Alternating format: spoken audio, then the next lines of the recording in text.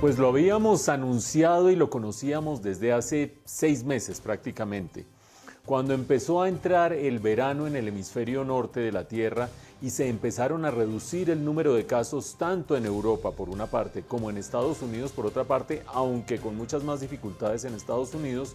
Todo el mundo dijo, espérese que vuelva a cambiar el clima en el hemisferio norte, espérese que entre el otoño, después el invierno y entre el frío por una parte, que afecta por supuesto las enfermedades respiratorias, y por otra parte el que la gente se vuelva a confinar en espacios cerrados, esto se va a complicar.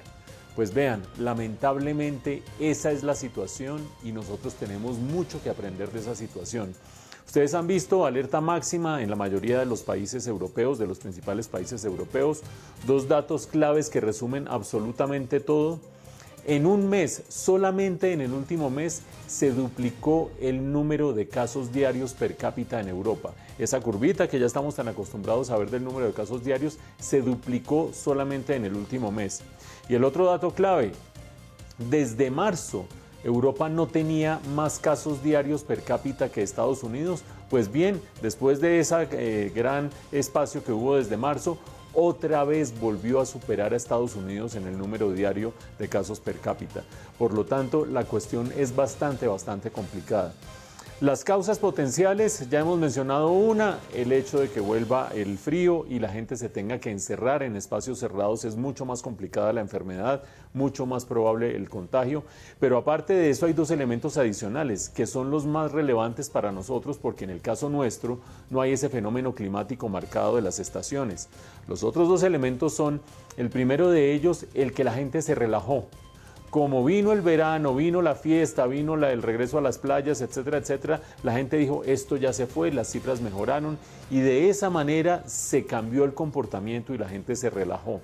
Y por otra parte, el golpe en la economía que durante el primer semestre, sobre todo el segundo trimestre del año, fue tan duro para todas las economías alrededor del mundo, para todos los países alrededor del mundo, pero también entre ellos para Europa, hizo que a partir de allí se empezara a privilegiar la apertura de actividades económicas y hoy en día se vuelva a presentar esa tensión entre salud pública y cerrar la economía.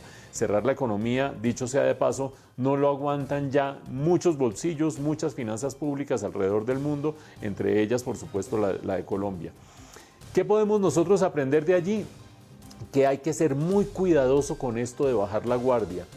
En el primer semestre nosotros veíamos lo que pasaba al otro lado del Atlántico, creíamos que nunca iba a llegar y nos llegó. Ahora que nosotros nos estamos relajando, estamos viendo lo que está pasando al otro lado del Atlántico, más vale que aprendamos de allí. Segunda conclusión importante, no hay que confiar con que la vacuna está a la vuelta de la esquina. Acuérdense ustedes que en las últimas semanas hemos registrado como 2 experimentos de los laboratorios más significativos, de las más de 150 vacunas que hay en curso y de esas que están en última, ese puñado que está en la fase 3, por una parte Johnson & Johnson paró su experimento de fase 3 en Santander, ya lo han visto ustedes en este noticiero, hasta saber qué pasó con uno, solo uno de los más de 13.000 que se iban a probar con la vacuna, solo uno se enfermó e inmediatamente se paró ese experimento.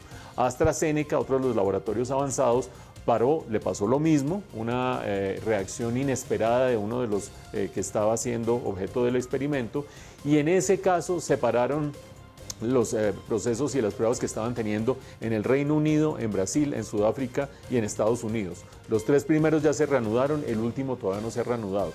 ¿Qué quiero decir con todo eso? Que la vacuna todavía está lejos.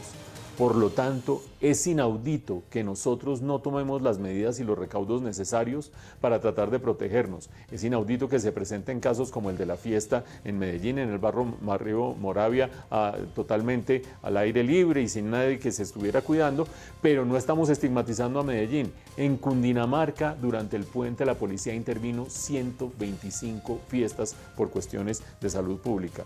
Por lo tanto, más vale que aprendamos. Vimos qué pasó en el primer semestre al otro lado del Atlántico y como que no aprendimos mucho. Vamos a ver si ahora nos vuelve a pasar lo mismo.